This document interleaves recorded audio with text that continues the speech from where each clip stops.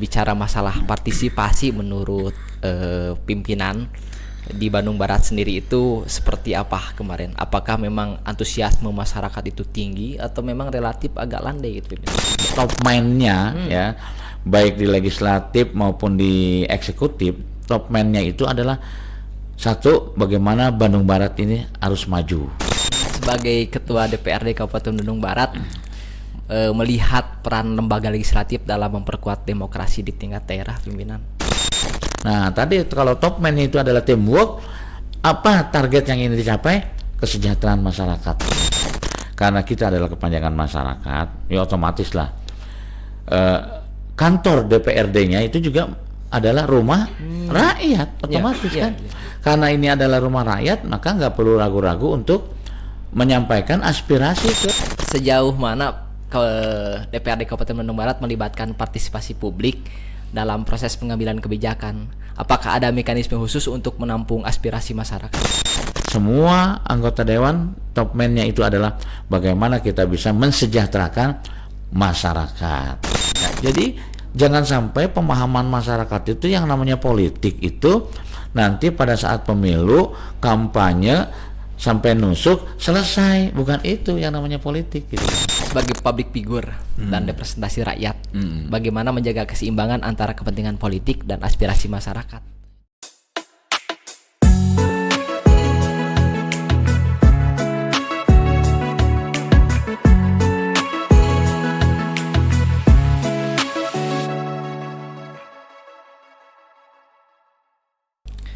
Bismillahirrahmanirrahim. Assalamualaikum warahmatullahi wabarakatuh. Waalaikumsalam Alhamdulillahirrahmanirrahim. Wabihi nasta'inu ala umuri wadin wa ala alihi washabihi asma'in amma ba'du.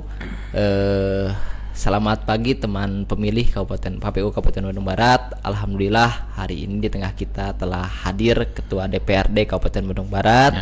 Sebuah kehormatan bagi kami KPU Kabupaten Bandung Barat. Beliau masih menyempatkan hadir di tengah kesibukan. Izin pimpinan, bagaimana, sehat? Alhamdulillah. Terima kasih banyak telah memenuhi undangan kami, yang mana memang ini adalah bagian dari kegiatan yang biasa kami lakukan sebagai bentuk upaya mempublikasikan beberapa kegiatan dan kedepannya memang upaya meningkatkan tingkat partisipasi di Bandung Barat terkait dengan pemilihan pilkada ataupun pemilu. Izin pimpinan, nanti mungkin ada beberapa hal yang ingin kami tanyakan, sharing terkait dengan kegiatan pilkada kemarin. Salah satunya mungkin langsung saja pimpinan, melihat kegiatan pilkada kemarin, bicara masalah partisipasi menurut pimpinan di Bandung Barat sendiri itu seperti apa kemarin? Apakah memang antusiasme masyarakat itu tinggi atau memang relatif agak landai gitu pimpinan? Izin. Ya, kalau melihat partisipasi ya pemilu kemarin ya cukup lumayan lah dibandingkan dengan sebelumnya kan gitu. Karena memang keterlibatan masyarakat itu sudah mulai ditumbuhkan oleh masing-masing partai. Kemudian bukan hanya itu, bisa jadi juga ini karena kesadaran untuk memilih pemimpin itu juga banyak digembar-gemborkan di masjid-masjid, di taklim-taklim kan, itu digembar-gemborkan betapa pentingnya memilih ya kan, wakil rakyat maupun kepala daerah, itu digembar-gemborkan. Itu juga salah satu ya yang membuat ya masyarakat akhirnya tumbuh gitu kan. Tentunya kita juga masih belum puas ya, karena memang partisipasi kalau belum mencapai 75 atau bahkan sampai 80 kita masih belum puas. Makanya itu harus terus kita tumbuhkan, insya Allah. Sebagai Ketua DPRD Kabupaten Bandung Barat, melihat peran lembaga legislatif dalam memperkuat demokrasi di tingkat daerah pimpinan, izin ditanggapi terkait dengan peran lembaga legislatif meningkatkan, memperkuat demokrasi itu di Bandung Barat. Ya, sebagaimana yang sama-sama kita sudah pahami ya, yang namanya di eksekutif ya, menumbuhkan semangat untuk bekerja sama dalam menumbuhkan kesadaran dalam berkarya, berbuat apapun namanya gitu kan ya. Memang harus terus diingatkan, karena memang salah satu ciri barangkali ya rakyat Indonesia. Kalau orang Sunda bilang kedah digeuyingkeun wae gitu. Harus dibangunkan, diingatkan terus ya. Kenapa? Karena memang awal mula memang harus dipaksa ya. Mereka ditumbuhkan, dipaksa dalam berbagai hal gitu, dan semuanya itu. Sampai akhirnya dia merasakan awal mulanya memang saya dipaksa, tapi ternyata kok bisa ya. Nah, gitu. Setelah merasakan dia sudah menjadi bisa, akhirnya dia merasa sudah biasa aja. Nah, hal inilah yang betul-betul kita butuhkan ya, baik di legislatif, ya kan, di eksekutif, itu sangat penting kita menumbuhkan pembiasaan yang pada akhirnya kan jadi biasa segala sesuatunya, termasuk dalam beraktivitas yang namanya kerja, ya kan. Kinerja itu bisa menjadi biasa itu kalau didasari dengan tadi kepahaman. Ya. Ketika tidak memiliki kepahaman, memang pasti akan terus diseret-seret dalam segala hal. Betul. Nah, makanya tugas kita semua bagaimana menumbuhkan ya, terutama pada diri kita, ya kan, para pemimpin-pemimpin, seluruh stakeholder yang ada baik di legislatif maupun di yudikatif itu memang harus ditumbuhkan terus. Betul. Ya kan, berangkat dari diri kita. Kalau dulu Rasulullah itu menyebutkan ibda binafsik. Ya kan, sebelum kita mengajak orang lain, ya yang kita ajak adalah diri kita terlebih dahulu kan gitu. Kalau sebagai seorang muslim kan ayatnya jelas nih, ud'u ila sabili rabbika bil hikmah. Jadi ajak itu semua orang untuk semua berbondong-bondong berada di jalan Allah. Itu kalau dalam Islam itu mengarahnya ke arah sana. Tentunya yang pertama kali kita harus ajak adalah ya diri kita. Betul. Setuju, Bina. Itu yang paling utama, insya Allah. Setuju, artinya memang menumbuhkan kesadaran politik itu harus dimulai dari diri sendiri. Betul. Ya, kemudian nanti ditransformasikan. Yang lainnya pimpinan terkait dengan tantangan terbesar yang dihadapi di DPRD sebagai pimpinan, menjalankan fungsi legislasi, pengawasan dan anggaran agar tetap berpihak pada kepentingan rakyat, itu bagaimana pimpinan? Jadi intinya tantangan terbesarnya apa supaya memang hal tersebut itu antara kepentingan rakyat dengan fungsi legislasi ataupun fungsi pengawasan itu berjalan gitu sesuai dengan tujuan awalnya, pimpinan. Betul. Legislatif dan eksekutif itu harus sama-sama saling memahami, teamwork, satu tim, jangan berpikir masing-masing. Ya. Ketika berpikir masing-masing pasti ada kendala, kan gitu ya. Contoh misalnya di DPRD, ya kan, kita kan punya 3 fungsi ya di DPRD itu, ya, termasuk legislasi tadi. Bagaimana kita mencoba untuk terus mengawal, ya kan, semua apa yang sudah menjadi kebijakan diambil. Ketika sama-sama, kalau saya sering membahasakan itu top man-nya, ya, baik di legislatif maupun di eksekutif, top man-nya itu adalah satu, bagaimana Bandung Barat ini harus maju, kan di situ ya. Nah, sehingga nggak ada istilah, betul DPRD punya fungsi pengawasan, kemudian eksekutif merasa diawasin terus, kan repot kalau kayak begitu kan. Harusnya nggak begitu kan gitu ya.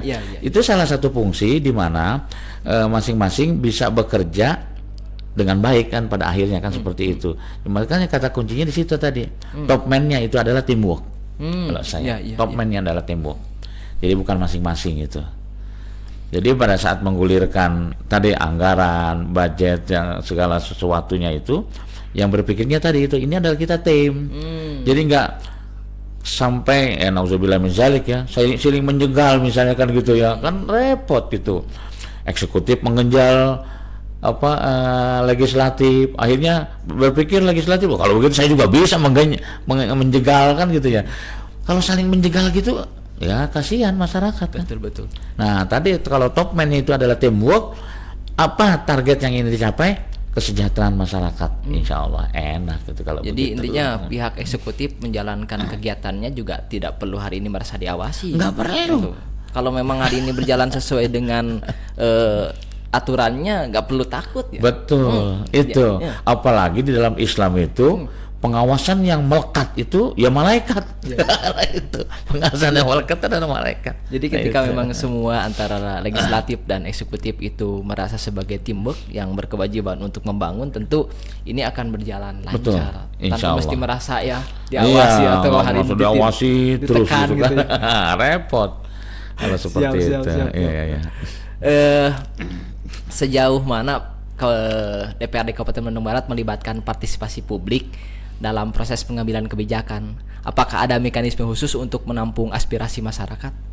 Ya, yang pasti kami sering sampaikan itu ya di media juga, bahwa DPRD dalam hal ini adalah legislatif ini adalah kepanjangan tangan masyarakat. Kan gitu, kepanjangan mulut masyarakat, kan gitu ya. Nah itu yang perlu dipahami terlebih dahulu. Karena kita adalah kepanjangan masyarakat, ya otomatis lah kantor DPRD-nya itu juga adalah rumah rakyat, otomatis kan. Karena ini adalah rumah rakyat, maka nggak perlu ragu-ragu untuk menyampaikan aspirasi ke rumahnya sendiri. Yang paling utama tadi kan gitu ya. Ketika kita ingin menyampaikan aspirasi ke rumah kita sendiri, ya kan?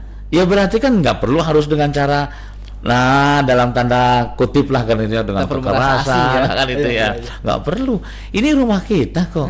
Kalau kita bilang saya punya aspirasi untuk membangun masyarakat melalui satu rumah yang kita titipkan di sana, maka perlu disampaikan, kalau dalam bahasa Al-Quran itu apa? Qaulan sadida. Sampaikanlah dengan penyampaian yang sebaik mungkin kan gitu. Itu yang paling utama kan itu ya. Sebab kalau dengan cara-cara yang apalagi sampai kekerasan gitu ya, dengan cara yang kasar, justru bisa menodai ya diri kita sendiri pada akhirnya kan. Artinya rumah kita sendiri kan, seperti itu.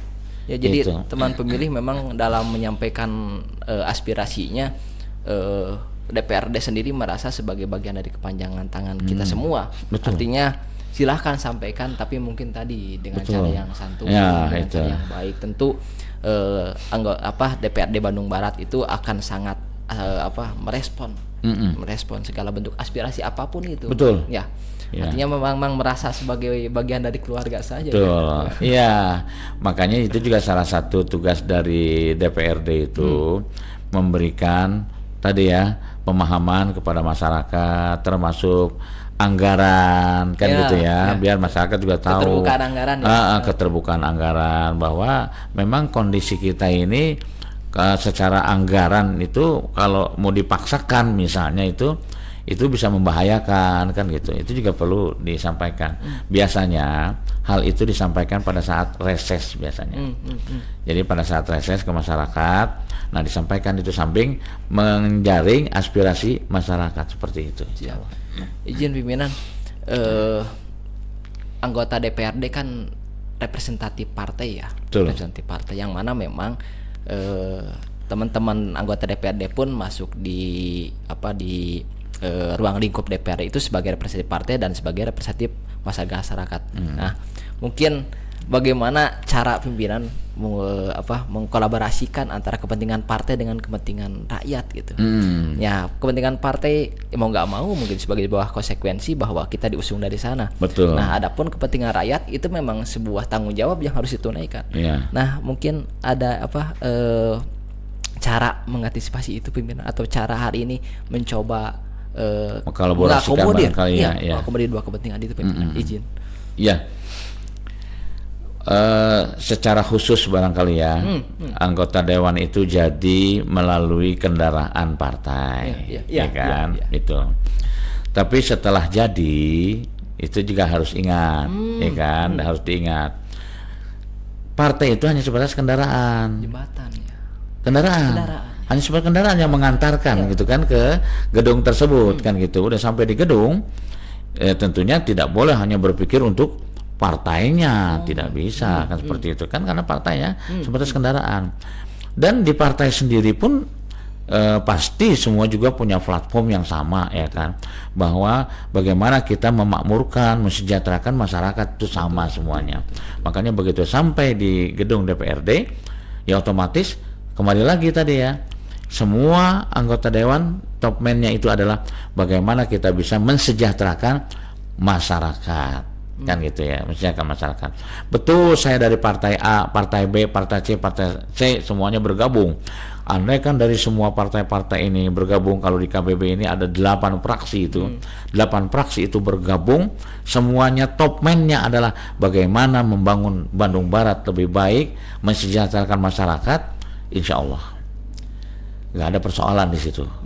Nah, yang jadi persoalan, nah, ketika tadi ego sektoral yang dominan, ego pribadinya, ego kelompoknya itu kalau dominan, nah itu yang memang jadi masalah akhirnya kan gitu. Makanya ketika kita sudah berada dalam satu wadah yang namanya DPRD itu, harusnya top man kita itu adalah semua ini adalah masyarakat kita, seperti itu insya Allah. Jadi memang itu sebuah regulasi memang. Jadi anggota DPRD pasti diusung oleh partai, hanya ketika sudah masuk di dalam parlemen, mereka harus menjadi sebuah kesatuan yang mengedepankan kepentingan rakyat. Ya, semoga memang di DPRD Bandung Barat sendiri itu bisa berjalan sesuai dengan harapan kita semua. Semua anggota dewan yang hari ini menjadi duduk di parlemen itu menjadi representatif, seperti seluruh warga masyarakat gitu ya. Fakta integritas yang dibuat juga kan itu kalimatnya. Izin pimpinan terkait dengan ini sebagai public figure dan representasi rakyat, bagaimana menjaga keseimbangan antara kepentingan politik dan aspirasi masyarakat. Ya, itu kembali lagi sebenarnya pada prinsipnya sama ya, pada prinsipnya sama. Justru tanggung jawab menjadi seorang pemimpin itu tambah, otomatis tambah kan. Apa yang ditambahkannya di situ otomatis harus bisa tadi ya menyeimbangkan antara tadi ya kepentingan tadi pribadinya, partainya, keluarga, kan gitu ya, dengan masyarakatnya. Memang harus pintar-pintar kita mengatur dalam hal ini. Sebab kalau tidak diatur, ya ini yang banyak bermasalah kan di situ ya. Dominan kepentingan keluarga misalnya kan gitu. Kasus-kasus banyak terjadi itu karena kepentingan keluarga. Betul. Nah, keluarga ketika lebih dominan kita masuk ke arah sana, di tengah keluarganya itu kurang diberikan pemahaman misalnya kan gitunya. Banyak kasus yang terjadi apa? Akhirnya di keluarga itu dia muncul seolah-olah dia adalah keluarga seorang pemimpin dengan memamerkan berbagai macam cara, kan itu yang sering terjadi kan itu. Nah itu masalahnya. Maka disitulah pentingnya seorang pemimpin itu bisa mengatur ritme semua kepentingan itu. Yang pada akhirnya semua kepentingan itu ada pertanggungjawaban. Pasti ada pertanggungjawabannya. Yang sudah pasti kalau di partai ada pertanggungjawaban di partai, keluarga ada pertanggungjawaban di keluarga, masyarakat ada pertanggungjawaban di masyarakat. Tapi secara keseluruhan pertanggungjawaban itu muaranya di Allah Subhanahu wa taala. Itu yang harus kita ingatkan gitu. Sehingga terjadilah balancing di sana ya. Keseimbangan ya kan, bagaimana kita bisa membagi masing-masing kepentingan itu seperti itu insyaallah. Jadi dalam menjalankan demokrasi memang ini sebuah sistem yang memang harus kita laksanakan gitu. Terkait dengan partisipasi kemarin pimpinan, jadi biasanya memang partisipasi itu kita hanya sebatas melihat dari masyarakat. Sedangkan ketika ada sebuah penelitian bahwa salah satu indikator menurunnya partisipasi itu juga karena mohon maaf mungkin beberapa anggota dewan ataupun tadi usungan partainya yang dikedepankan itu secara kompetensi memang dirasa tidak mungkin tidak mumpuni ya gitu. Nah, adakah memang regulasi yang mengatur terkait dengan anggota dewan atau uji kelayakan lah gitu, uji kelayakan fit and proper test terkait dengan caleg yang diusung atau kandidat untuk bupati wakil bupati yang diusung gitu, pimpinan. Ada nggak gitu? Aturan yang mengatur? Prinsipnya semua partai pasti memiliki acuan yang sama, ya kan? Acuan yang sama. Ketika seseorang itu diusung untuk menjadi duta, ya, kalau saya membahasakan duta dakwah di parlemen, menjadi duta dakwah di parlemen, maka otomatis partai itu punya kriteria. Hampir semua partai pasti punya kriteria. Apa kriteria yang pertama? Yang jelas kriteria yang pertama itu adalah kompetensi kan. Kompetensi tentang tadi pemahamannya terhadap politik. Betul. Sebab kalau seseorang yang dimajukan menjadi anggota dewan tidak memahami tentang tadi ya kan kompetensi politik atau pemahaman bagaimana berpolitik, sekarang bagaimana nanti kalau udah jadi dia nggak akan mungkin bisa menyampaikan ke masyarakat secara luas kan ya. Makanya berangkat dari dirinya sendiri, harus paham secara utuh tentang apa itu politik, ikan gitu. Apa itu partai politik? Kan harus dipahami itu.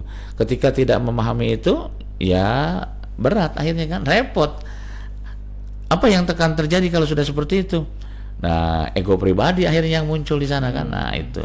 Nah, saya percaya ya, yakin semua partai punya ya kan ada cara masing-masing untuk mengutus kadernya itu ke tadi parlemen seperti itu, insya Allah pasti ada. Harapannya memang teman pemilih nanti setiap partai politik yang akan mendelegasikan dutanya, tentu memang mereka adalah kader-kader terbaik, orang-orang terbaik yang punya visi untuk membangun, yang punya visi untuk mesejahterakan rakyat. Nah, terakhir pimpinan, ada pesan dan harapan bagi masyarakat di Bandung Barat agar demokrasi tidak hanya menjadi proses politik tapi juga jadi budaya dalam kehidupan sehari-hari. Iya. Saya optimis ya, selama tadi ya sosialisasi betapa pentingnya kan berpolitik kan gitu ya. Insya Allah akan tumbuh ya kan kesadaran masyarakat. Maka sosialisasi ini di berbagai lini ya kan, semuanya harus berjalan, terlebih lagi di partai politik itu sendiri. Jangan sampai justru partai politik itu hanya dalam tanda kutip ya mengambil suara orang aja kan. Hanya mengambil suaranya orang saja tanpa dibekali dengan tadi pemahaman politik kan gitu. Bahwa politik inilah yang sangat luar biasa sebenarnya untuk menentukan harga-harga bahan pokok naik turun, itu kan politik. Betul. Iya. Untuk menentukan bahwa di daerah tersebut harus memiliki rumah sakit, sekolah-sekolah dan sebagainya, itu teh keputusan politik semuanya. Betul. Makanya di situ kesadaran itu yang harus ditumbuhkan. Jadi jangan sampai pemahaman masyarakat itu yang namanya politik itu nanti pada saat pemilu kampanye sampai nusuk selesai, bukan itu yang namanya politik gitu kan ya. Jadi pemahaman politik itu komprehensif ya, semuanya itu harus dipahami, termasuk bagaimana membangun ya kan daerah tersebut itu dengan tadi keputusan politik kan, keputusan politik yang harus diambil. Kalau kita boleh lihat di dalam, kalau saya selalu mengacunya ke Al-Quran dan hadis Nabi kan gitu. Rasulullah itu dikenal di kalangan para sahabat adalah seorang politikus ulung. Seorang politikus ulung berarti kan dia paham betul bagaimana mensejahterakan masyarakat. Seorang politikus harusnya begitu berpikirnya. Nah, maka dari itu ya mudah-mudahan kalau saya tetap optimis ya, selama kita tujuan sama ya bergerak, semuanya dari mulai KPU, DPRD, kemudian pemerintah daerah, semua berusaha terus untuk mensosialisasikan betapa pentingnya memahami tentang politik di daerah kita ini. Insya Allah, saya yakin nggak perlu menunggu waktu berlama-lama lah, ya kan. Kesadaran masyarakat ketika sudah tumbuh itu, maka akan terciptalah suasana, ya kan, suasana politik yang damai, politik yang menyejukkan, kan gitu ya. Sampai pada akhirnya pada saat terjadi pemilihan, ya kan, baik kepala daerah atau anggota legislatif di situ, nggak perlu lagi untung-untungan, kan gitu ya. Kenapa? Karena masing-masing sudah sadar, kan gitu. Yang dipilih itu, yang diusung oleh partai itu adalah orang-orang yang terbaik, maka kita tinggal pilih saja, kan gitu. Nggak perlu pakai ramai saling mendiskreditkan satu dengan yang lain. Seperti itu, insya Allah. Ya.